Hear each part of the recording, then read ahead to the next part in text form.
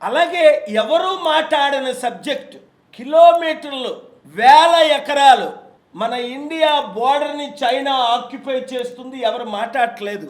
ముఖ్యంగా గత 10 సంవత్సరాలుగా అది చాలా ఇంపార్టెంట్. ఎందుకంటే చైనాకున్న నేచరే తైవాన్ మాది, హాంకాంగ్ మాది.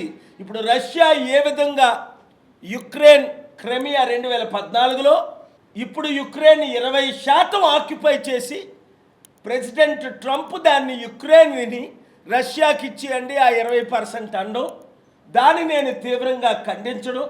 అలాగైతే చైనా ఆక్యుపై చేస్తున్న మా భారతదేశ బోర్డర్స్ను కూడా మేము చైనాకి ఇచ్చేయాలా, అలాగైతే చైనాకి హాంకాంగ్ని ఇచ్చేయాలా, అలాగైతే చైనాకి తైవాన్ని ఇచ్చేయాలా, అలాగైతే చైనాకి పాకిస్తాన్ ఇచ్చేయాలా. ఎందుకంటే ఇక్కడ పాకిస్తాన్, బంగ్లాదేశ్, నేపాల్, శ్రీలంక, మన చుట్టూ ఉన్న దేశంలో ఉన్న మన చుట్టూ ఉన్న దేశాలన్నిటికీ డబ్బు పేరుతో ఆఫ్రికాలో జింబాబ్వే లాంటి దేశాలు ఎలాగైతే చైనా కొనేసిందో, ఇవన్నీ డిస్కషన్. 2, ఈ మధ్య జరిగిన ఘోరమైన హత్య ప్రవీణ్ పగడాల, దాని గురించి అమెరికన్ సెనేటర్స్, కాంగ్రెస్ మెన్ చర్చలకే, సెనెట్లోనే కాంగ్రెస్లోనే చర్చలు పెడదాం, మణిపూర్లో జరిగిన ఘటనలకు మీరు త్వరగా రండి అన్నారు. నేను త్వరలో వెళ్తున్నాను.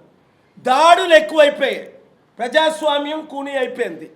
మళ్ళీ నిన్న కాక మొన్న ఒక వీడియో చూశాను, ఎవరో కరపత్రాలు పంచుతుంటే ఆయన బట్టలు అదే ఘోరంగా ఇబ్బంది పెట్టి క్షమాపణ చెప్పించి జబర్దస్త్గా కన్వర్షను, జై శ్రీరామ్ అంటేనే నిన్ను వదులుతామని ఓ 10 మంది దుండగులు.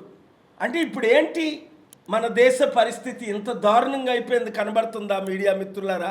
వారందరూ కోరుకుంటుంది ఏంటంటే డాక్టర్ కేఏ పాల్ ఒక ప్రపంచ శాంతి దూతగా ఈ దేశాన్ని కాపాడాలంటే మార్పు రావాలి,